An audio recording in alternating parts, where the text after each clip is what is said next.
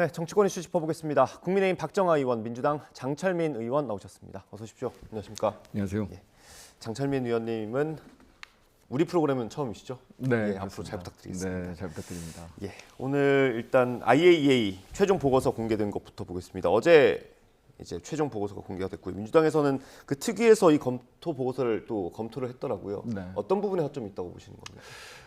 일단 구체적인 이 내용에 대한 허점보다 사실 이번에 이제 IAEA 최종 보고서가 그 전에 중간 보고서들도 그랬지만 일본 정부가 제안한 이 오염수 해양 방류에 대한 굉장히 협소하게 사실 분석을 한 거거든요. 네. 근데 저희가 예전부터도 예를 들면 지하 매설 방안이라든지 이런 어떤 다른 대안들에 대한 검토 같은 것들도 종합적으로 이루어져야 이게 네. 뭐 일본뿐만 아니라 이 영향을 받는 여러 이제 주요 국가 국제적인 어떤 그 이 신뢰성을 확보할 수 있지 않느냐 이런 비어 있는 부분들에 대한 그런 걱정들을 저희가 하나 하고 있는 게 있고요. 예. 그리고 이게 IAEA 자체가 이제 원자력 기구다 보니까 일종의 이제 해양 생물에 미치는 특히나 해양 생물에 대해서는 이런 어떤 그 방사능 물질들이 축적되거나 아니면 오랜 시간 이후에 변화하는 그런 부분들에 대한 것들은 아무래도 분석이 빠질 수밖에 없지 않습니까? 예. 그래서 이렇게 이 IAEA 최종 보고서의 구체적인 내용의 잘잘못도 잘잘못인데 이런 어떤 IAEA 자체의 특성 때문에 하지 않는 어떤 검토들 이런 것들이 실제로는 훨씬 더 큰 문제다라는 생각을 가지고 있고 예. 실제로 저희도 지속적으로 이 다른 종합적인 대안들에 대한 검토 같은 것들이 미진한 부분들에 대한 문제 제기를 하고 있죠. 예, 민주당에는 특위가 있어서 어제 저녁에 자체적으로 분석한 결과를 뭐 공개하기도 했는데 뭐 깡통 보고서라고 총평을 했고요. 그 중에 핵심이 알프스에 대한 성능 검증이 없었다라는 거였습니다. 거기에 대해서 어떻게 보나요? 언어학에 보면 토톨로지라는 게 있죠. 말꼬리 잡고 이렇게 계속 돌아가는 거예요. 그 최근 한 2, 3년을 저희가 또 한번 돌아보잖아요. 네. 그러면은 일본에서 그런 문제가 생겨서 IAEA 검증을 통해서 이게 안전하다고 나온다면 방류해도 좋다가 그동안 우리 정부 쭉 일관된 입장이었어요. 네. 그런데 지금 와서는 이런 알프스에 대해서 IAEA는 그 전문적이지 않으니까 알프스는 검증을 못했다라고 하는데 그런 식으로 하면 알프스는 소위 오염수에서 핵종을 제거하는 기계 네. 설비이기 때문에 이건 기계 설비 전문가가 또 보셔야 되는 거예요. 네. 좀 전에 우리 장철민 의원님 말씀 주셨지만 그 수산물에 대한 오염은 또 수산물 전문가들이 또 봐야 되는 거예요. 그럼 언제까지 이거를 검증을 해야 되는 거예요? 제가 볼 때는 답답한 거는 이 IAEA 검증을 해서 이 결과에 대해서 수용하자는 이 이전 정부에서 문재인 대통령 계실 때 민주당이 여당인 당시에 외교장관이 2번이나 이 건에 대해서 확인을 했던 건이고 네. 그때부터 시작돼서 2년간 11개국 원자력 전문가들이 다 모여서 검증을 했던 사안입니다. 그럼 이 건에 대해서는 국제사회가 모두 인정을 하기로 하고 결과에 대해서 수용하고 존중하기로 한 것 우리도 그렇게 해야죠. 그럼 이 상황에서 그럼 이 피해를 최소화하는 방법은 무엇이 있는지 그다음에 우리 어려운 수산업 하시는 분들은 어떻게 도와줘야 되는지 네. 우리 사회가 그런 거를 점검하고 고민을 해야지 마냥 아까 토톨로지라고 제가 말씀드린 것처럼 이제는 알프스를 검증을 못했으니까 알프스 봐야 되고 그다음에 알프스 보기 위해서 또 한 2년 동안 또 검증해야 돼요. 그다음에 또 수산물 우리 물고기들이 어떻게 되는지 또 불안하니까 그것도 한번 봐야 돼요. 그리고 늘 얘기했던 것처럼 IAEA가 국제 원자력 기구로 해석이 되는 유엔 산하 기관임에도 불구하고 네. 그마저도 인정을 못하면 그럼 어떤 방식을 통해서 해야 과연 민주당은 인정을 하고 그걸 수용할 건가? 오히려 그 방안을 제시해 주는 게 좀 옳지 않나 싶은 생각이 예. 들 정도입니다. 그 언제까지에 대한 부분과 어떻게를 말씀을 하셔서 언제까지라고 하는 거는 분명하게 이 투명한 정보가 공개되어 있고 그런 부분들에 대한 신뢰들이 국제사회에서 축적되는 데까지죠.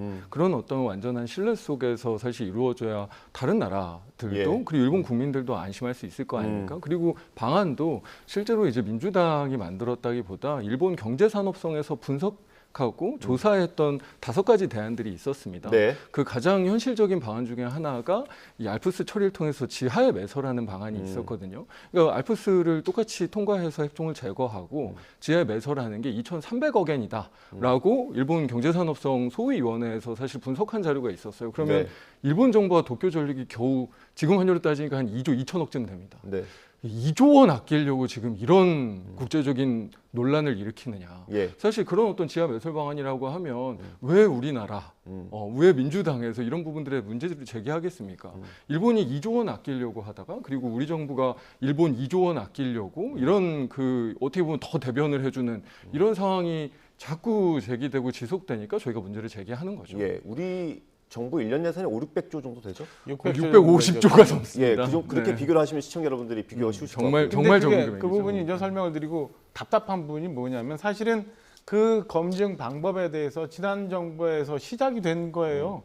그때 왜 말씀을 좀 안 하셨는지 오히려 답답해요. 그래서 오늘 저희 의청에서 성일정 의원이 쭉 설명을 줬는데 네. 그 전에 이미 2년 전에 여러 가지 방법이 있었고 그 방법에 대해서 저희가 좀 더 정부가 적극적으로 나서라라고 얘기를 했는데 당시 강경화 외교장관께서는 일본 주권의 문제다. 네. 그 다음에 정의용 이어서 오신 정의용 외교장관께서는 이건 IAEA의 검증 결과에 따라서 그게 안전하다고 하면 우리 수용할 수 있다. 이게 정부가 정해진 방침이었잖아요. 네. 그때 당시 그래서 우리 당에서 그렇게 말고 좀 더 정부가 적극적으로 나서 달라라고 했는데 그게 수용이 안 된 거고 그러면 이렇게 돼서 이 결과에 대해서는 정부 방침대로 그럼 가보자가 지금까지 온 결과예요. 이제 와서 IAEA는 일본이 많이 그 기금을 많이 조성을 했기 때문에 네. 이거는 믿을 수가 없고 이제 와서 또 다시 알프스는 보지 않았기 때문에 또 믿을 수가 없고 어디까지 해야 되는지 좀 이해하기가 어려운 부분이에요. 그래서 사실관계를 조금 이 신뢰라는 부분에 대해서 그러니까 좀 전에 말씀 네.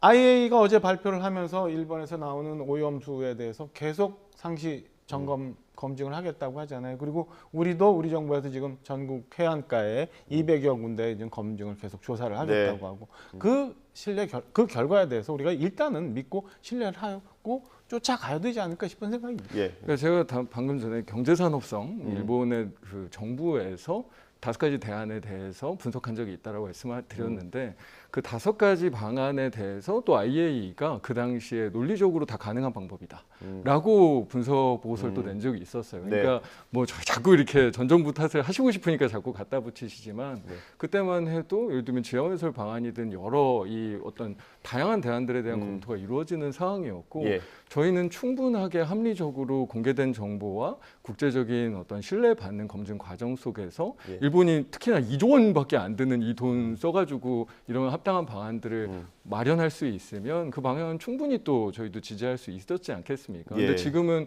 그냥 해양 방류라고 34억 원밖에 안 들거든요. 그거는 300억밖에 안 되니까 이걸로 정해놓고 그냥 답정너로 방식으로 답이 정해져 있는 데다가 뭐 IAEA든 우리 대한민국 정부든 다 동원하는 방식으로 일을 처리하는 게 너무나 잘못돼 있다라는 예. 문제 제기를 하는 거죠.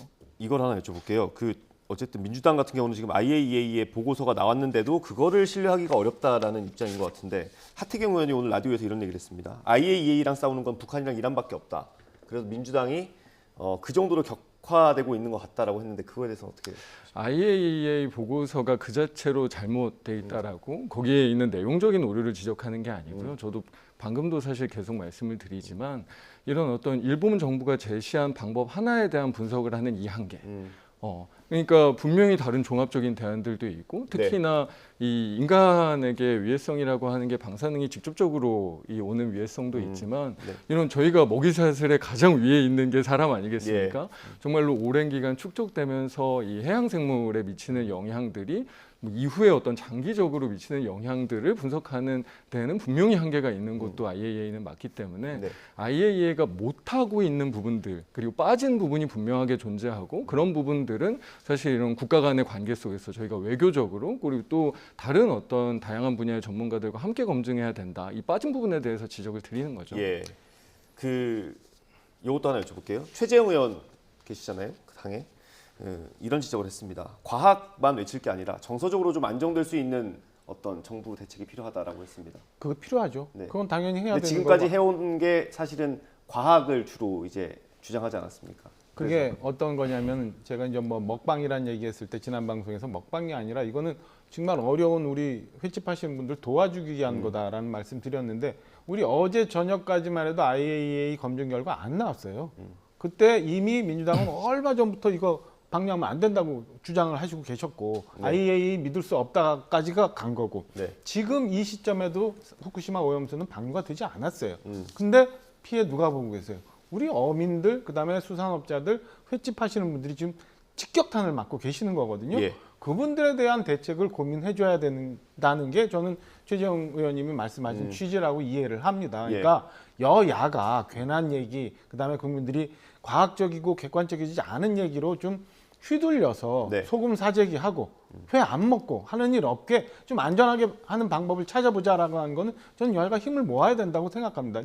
근데 지금 오히려 잘못된 거는 이제 와서 2년 전에 우리도 포함이 돼서 국제사회가 모두 이 방법에 대해서 검증을 해보고 문제가 없다면 방류하는 거에 대해서 수용하자라고 한 그때 당시에 합의를 좀 깨고 또 지금 와서 아니라고 하고 이제는 알프스를 믿을 수가 없다. 그다음에 수산물이 주는 영향을 알 수가 없다라고 하니까 점점 더 힘들어지는 건 결과적으로 제가 볼 때는 어민들이라는 거예요. 그러니까 그 건에 대해서는 저는 오히려 네. 이미 결과는 나왔고 상황은 돌아갈 수 없는 상황이 될 수도 있는 상황이라면 네. 그럼 이 다음에는 우리 사회가 피해를 최소화할 수 있는 방안을 같이 여야가 정치권에서 모색을 해야지 마냥 아니라고 하는 거는 좀 무리다. 또 하나 좀 말씀드리는 거는 그 다이어트 콜라 때문에 아스파탐이라는 물질이 요즘 예, 요즘 생겼잖아요. 많이 나오고 있죠. 결국엔 발암 물질이 있어서 그 쓰면 안 된다고 지금 얘기를 하고 있는 거 아니에요? 지정이 될 수 있는 될 수 있다는 예, 위험성이 있다는 거죠. 그게 지금 후쿠시마 오염수가 방류가 돼서 인체에 미치는 영향을 30년, 50년 후에 어떻게 될지 모른다. 인정할 수 있어요. 그런 식으로 찌면 아무것도 못할 거예요. 우리 이미 그 아스파탐 많이 먹었단 말이에요. 예. 과학적으로 검증이 미처 되지 않는 건에 대해서 노출된 건을 모든 게 다 나중에 50년 후에 무언가 인류에 문제가 생기면 이게 후쿠시마 오염수 때문이다 네. 라고 단정해서 할 수 있는 얘기는 아니잖아요. 그거는 알겠습니다. 논쟁거리지만 논리가 좀 너무 튀는 거예요. 알겠습니다. 그러니까 당연히 예. 우리 수산물 피해에 대한 방안들을 만들어야 되는 건 맞습니다. 근데 가장 첫 번째로 수산물 피해를 막는 방법은 일본이 해양 방류를 안 하는 거죠. 그럼 뭐 저희가 뭐 어민 피해가 왜 생기겠습니까? 네. 아까 말씀드린 대로 일본 정부와 도쿄전력이 딱 2조 원만 써서 2,300억 원만 써서 알프스를 처리한 부분을 그냥 지하에다가 묻어버리면 네. 그러면 사실 우리나라 어민 피해, 일본 어민 피해, 이런 어떤 동아시아의 혼란 이런 일들이 아예 없을 텐데 네. 그거를 당연히 첫 번째로 방안으로 만들고 우리 대한민국 정부도 그런 부분들을 노력해야 된다라고 주장하는 게 왜 잘못입니까? 물론 이제 실제 방류가 이루어지고 나면 분명히 여러 가지 공포에 의한 여러 이 어민들의 피해도 있고 우리 수산업의 피해가 있을 수 있습니다. 그 부분에 대해서는 분명히 아마도 국민의힘보다 저희가 더 적극적인 지원 방안들을 지금도 이미 입법 발의를 해놨고 네. 분명히 아마 저는 지금 좀 늦게 좀 일찍 빠져나오냐고 네. 의원총회에서 나왔지만 의원총회에서도 분명히 논의가 되고 있을 거거든요. 하지만 그거는 차선이다. 첫 번째 최선은 당연히 큰 돈도 아닌데 일본 정부와 도쿄전력이 방류하지 않고 지하에 매설하든 아니면 다른 방안으로 하게 만드는 게 1순위다라는 걸 좀 명확히 했으면 좋겠습니다. 딱 한 말씀만 드릴게요. 딱 한 말씀만 드리면 그걸 왜 IAEA가 오염수를 방류했을 때의 상황에 대해서 결정을 하고 국제사회가 그 건에 대해서 합의했을 때 중국도 과학자를 파견하고 우리도 과학자를 파견해서 이 검증단이 구성이 될 때 그때 왜 말씀을 안 하셨는지, 그때는 왜 민주당이 아무 얘기도 안 하고 우리 정부는 지나치게 이렇게 소극적으로 나갔었던 건지, 그때 이미 국제사회가 그 건에 대해서 이런 방안으로 가보자라고 합의가 됐는데 이제 와서 그거를 말씀을 하시니까 이미 차는 떠났는데 자꾸 손은 드는 격이 되는 거 아니냐라는 말을 제가 예. 드리는 거예요. 그게 답답한 부분이고, 또 극단적으로 제가 말씀드려 볼까요? 지금 장철민 의원님이 말씀 주신 것 같은 방식을 만약에 썼다. 비용의 문제가 아니라 뭐 굉장히 위험할 수도 있는 오염수를 고체화하거나 네. 아니면 일본 내 지하에 저장을 했거나 라고 한다면 저는 개인적인 생각이 들어요. 아, 이렇게 됐을 경우는 민주당에서는 이렇게 위험할 수 있는 오염수를 우리 한반도 인근에 있는 일본에 묻었구나, 일본에 저장하고 있구나, 이게 언제 폭파할 수도 있고 어떤 화학 반응을 일으켜서 이게 우리한테 직접적인 위험을 줄 수도 있다, 이거 전 세계에 뿌려야 된다라고 주장했을 수도 있다고 봐요. 그러니까 제가 그래서 토톨로지라고 얘기하는데 자꾸 지난 거에 대해서 얘기를 하지 말고 지금부터 그럼 과연 발전적으로 가는 게 어떤 건가를 논의하는 게 생산적이지 않을까 싶은 생각입니다. 알겠습니다. 뭐 오늘 양당이 모두 10시 반에 의원총회를 열었는데 두 분 다 마지막까지 있다가 오시지 못해가지고요. 그 내용은 저희가 내일 다시 한번 전해드릴 수 있을 것 같고요. 주제를 바꿔서 민주당 좀 얘기를 해보겠습니다. 저희가 준비한 영상인데 영상 먼저 보고 시작할까요? 준비되면 틀어주시죠.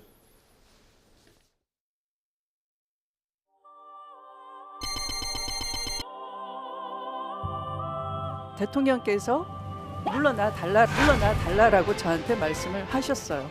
아무 일 없었던 것처럼 네. 그냥 저의 소임은 여기까지입니다 이렇게 돼야 되는데 네. 그게 이제 안 되는 거죠.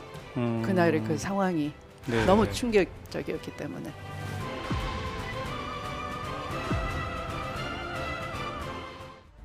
이해가 안 돼서 네. 저에게 힘을 실어 주십시오 이랬어요. 네, 그랬더니 당이 요구를 한다. 당이 요구를 한다. 이낙연 대표는 그렇게 하면 안 되겠죠. 왜냐하면 검찰 개혁은 이 문재인 정부가 일관되게 약속을 한 거예요. 촛불 국민들에게. 선거의 상황 관리 차원에서 유불리를 계산해가지고 이렇게 좌초시킬 그런 사안은 아니었다. 반찬거리가 아니다. 본인의 뜻으로 당시에 법무부 장관을 그만둔다고 해놓고 지금 와서 문 대통령이 그만두라고 했다는 것은 우선은 앞뒤가 안 맞고요. 정치가 아무리 비정하다지만 자기를 장관에 앉혀준 대통령까지 불쏘시개로 써가면서 자기 장사를 한다는 거 이건 아니다. 5년 만에 정권을 내준 책임을 통감하셔야죠.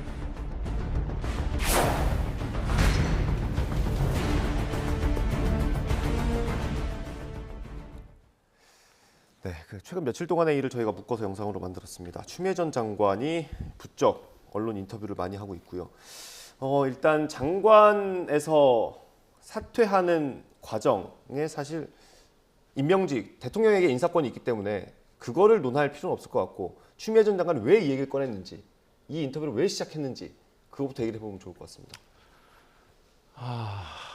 저는 정말로 이해할 수가 없습니다. 예.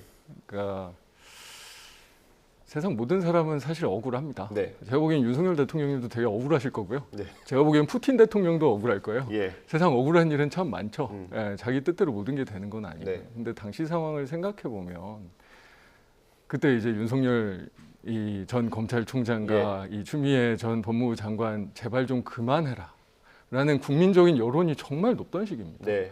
당내에서뿐만 아니라 거의 모든 분들께서 정말로 이렇게 이런 일로 나라가 이렇게 시끄럽고 복잡해지는 게 말이 되냐. 두 분 다 그만하셔라 라는 정서가 정말 얼마나 많을 때입니까? 네. 이제 그때 사실 어떻게 보면 대통령이 결단을 하고 뭔가 이제 이 사퇴를 해라라고 말씀을 하셨던 것 같은데 정황은 그거를 뭔가 억울해 하시면서 지금에 와서 이렇게 일종의 분란을 만드시는 게 저는 정말로 본인에게도 당에게도 우리 사회 전체에도 정말 하등의 도움이 안 되는 말씀들을 하신 거다라는 생각이 들고요. 정말 자중하셔야 된다고 생각합니다. 그런 의원님 의견이 대체적인 의견인 것 같더라고요. 당내 의원님들 다 얘기를 들어보면. 그러면 이렇게 하는 게 본인한테는 이득이 됩니까? 아니, 저는 전혀 모르겠습니다. 저도 그게 궁금해서 이게 그렇습니다. 왜 도움이 되는지도 전혀 이해가 되지 않고요. 네. 뭐 총선 준비를 위한다 뭐 이런 이야기도 나오지만 도대체 저런 이야기와 저런 방식이 어떻게 총선에서 돌파할 수 있다고 하는지 우리가 선거구마다 예를 들면 한 4명 5명 진짜 대선거구제처럼 뽑아서 그냥 한 1-20% 얻으면 되는 그런 선거도 아니지 않습니까? 도대체 어떻게 저게 선거 전략이 될 수 있는지도 저도 뭐 선출직 뭐 국회의원이지만 정말로 이해할 수가 없고요. 사실 정말 걱정되는 건 저희가 최근 몇 년간 정말 이 정치 자체가 많이 후퇴하고 있지 않습니까? 정말로 갈등이 계속 격화되고 뭔가 정치라는 게 좀 합리적이고 뭔가 비전을 만들어 나가고 동의해 나가고 하는 그런 과정이 솔직히 다 무너지고 지금은 정말로 어떻게 보면 정말 저렇게 이름 있는 이 인사들의 말도 안 되는 이야기가 중심이 되는 이상한 정치를 요즘에 하고 있는데 정말 다음 총선까지도 이렇게 가서는 정말 대한민국을 위해서 바람직하지 않다. 저는 정말로 이 대한민국의 정치를 망가뜨리는 1인이 되고 싶지 않으시면 정말로 자중하셔야 됩니다. 비판을 좀 강도롭게 해주셨습니다.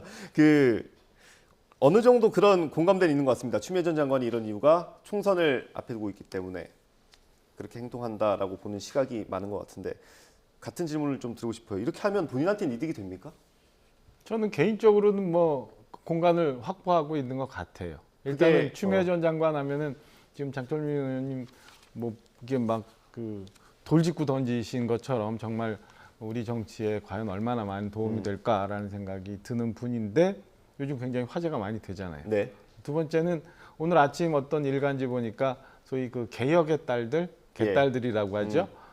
거기서 열광적인 환호가 있다는 보도가 있더라고요. 예.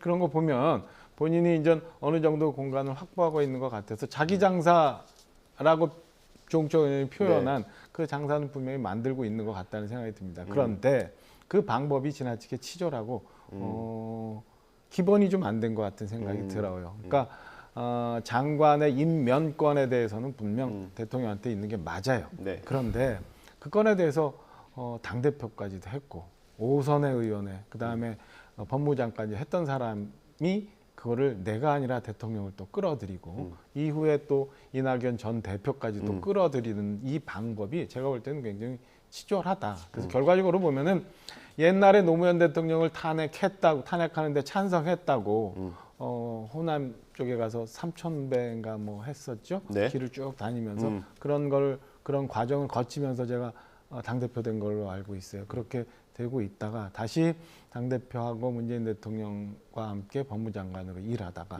이제는 그 길이 아닌가 보다.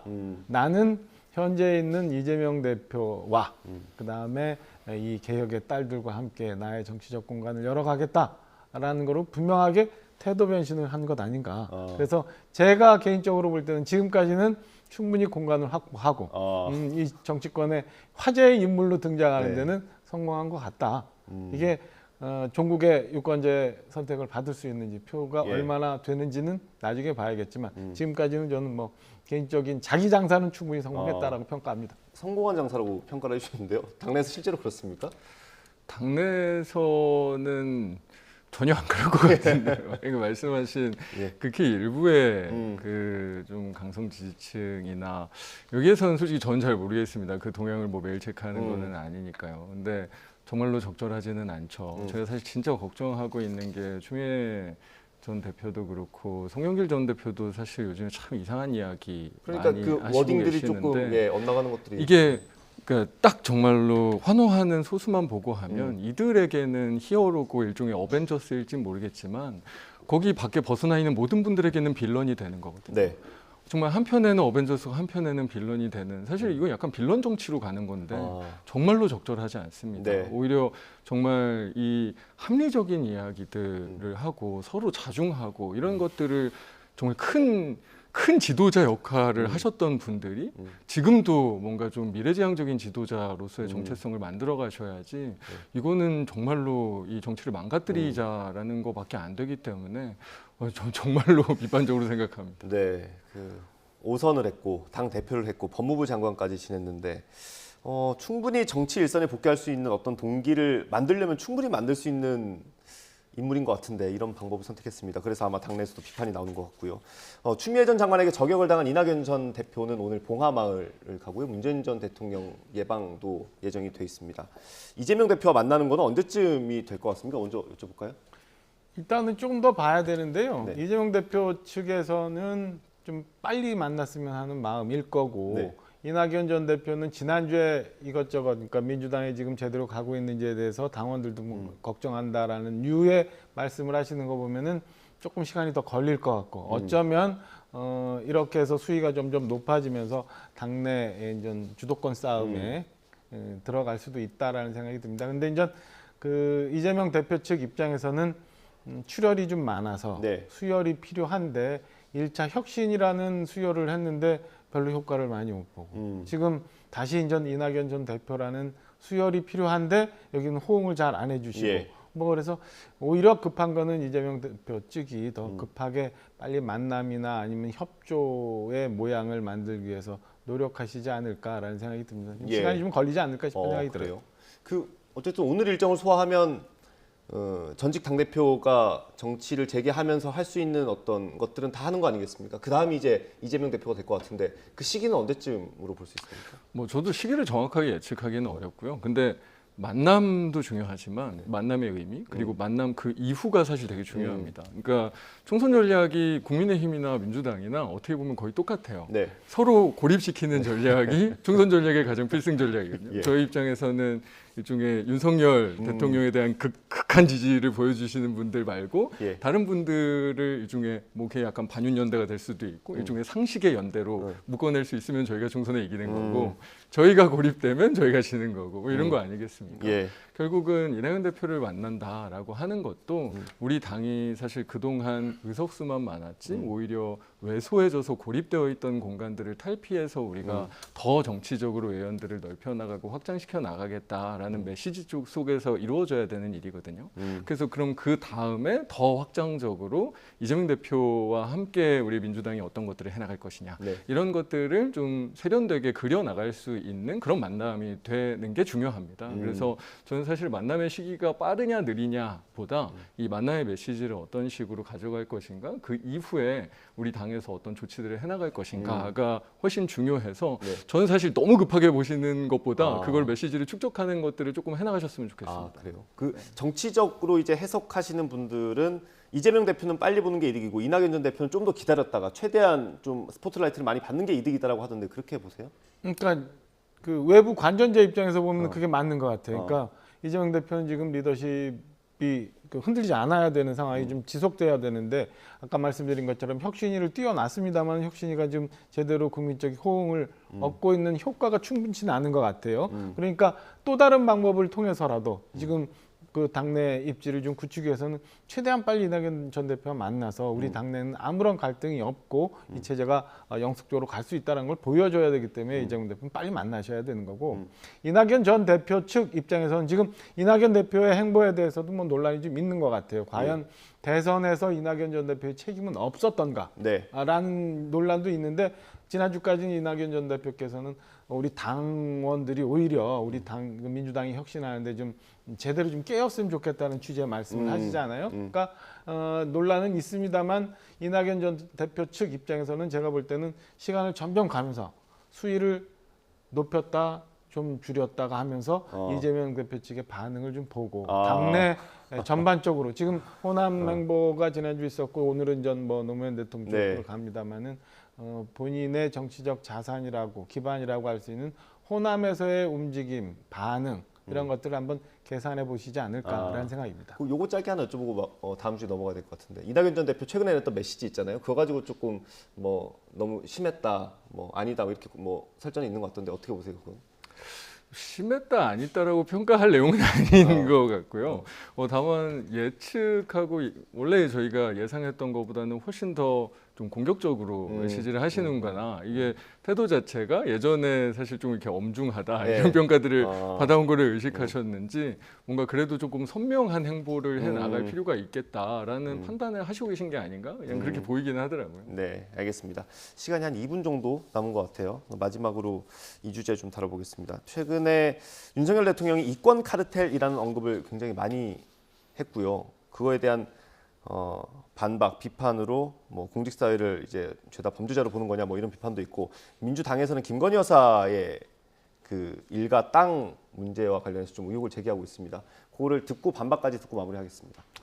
그러니까 저희 당에서 이권 카르텔이라고 막 아무데나 갖다 붙이는 거는 당연히 반대하지만 기득권을 깨는 것이 어떻게 보면 정치인들의 특히 저희 민주당의 사명이기 때문에 네. 여러 정말 카르텔이라고까지 얘기할 수 있는 기득권의 이해관계 공동체들의 기득권을 해체하는 것이 분명히 맞죠. 근데 저희가 우선순위도 분명해야 되고 정확하게 그런 기득권들을 걷어내야 된다. 그러면 네. 가장 핵심이 권력에 가장 가까운 문제. 네. 그리고 예를 들면 법조, 뭐 우리 의료시장 이런 가장 중요한 이 기득권 집단들부터 깨야 되는 게 아니냐라는 생각들을 가지고 있는 거고요. 가장 첫 번째로가 사실은 최근에 이야기 나오는 이런 토건 비리라는 게 얼마나 사실은 전형적인 이 이권 기득권입니까? 특히나 고속도로 예타까지 끝난 사항을 고속도로 노선을 완전히 그냥 아무도 모르게 변경한다. 정말 70년대, 80년대나 가능하던 이런 종류의 권력형 비리 의혹이 불거지는 게 정말로 시대착오적이고 이런 문제들에 대해서 확실하게 혁파하는 것이 정치권의 의무라고 생각합니다. 네, 반박 듣고 마무리하겠습니다. 만약에 저게 그 뭐 김건희 여사와 관련된 일이라면 저는 이미 그 여준의 강성면 그다음에 또 이 지금 다시 노선이 바뀐 네. 이쪽에서 난리가 났을 거예요. 그게 한 2만여 정도 분 되시는 분이 양쪽 지역에 있는 것 같은데 그게 객관적이고 타당하지 않은 방법으로 저렇게 이루어졌다면 거기서 벌써 난리가 나서 저게 이제 시끄러웠을 건데 그렇지 않은 거 보면 저는 지금 민주당에서 주장하는 것과 다른 또 다른 이유가 있을 거다. 그걸 한번 확인해 보고 난 다음에 얘기해야 되는 거라고 저는 봐요. 그래서 그 문제는 얘기하기가 좀 이르다고 저희가 보고 카르텔이라는 거는 뭐 우리 지난 정부에서는 적폐라는 얘기를 했었잖아요. 예. 그게 어떤 시대가 됐든 저는 계속 정리가 돼야 된다는 거는 동의를 합니다. 다만 앵커께서 좀 전에 지나가시면 말씀하신 이 깊이를 어느 정도 하느냐. 그러니까 염증이 나서 고름이 생겼는데 그 부분만 걷어내면 되는 거지. 너무 지나치게 깊게 수술을 해서 뼈까지 긁는 일이 생기게 된다면 네. 그러면 사회가 굉장히 혼란스러워지는 거니까 그 정도와 깊이를 어느 정도 하느냐에 따라서 달라지는 거지. 저는 있는 기득권이든 카르텔이든 이게 적폐로 표현이 되든 그건 계속 걷어내야 되는 게 사회가 발전하는 길이라고 생각합니다. 알겠습니다. 오늘 말씀은 여기까지 듣도록 하겠습니다. 국민의힘 박정아 의원, 민주당 장철민 의원과 함께했습니다. 감사합니다. 고생하셨습니다. 감사합니다.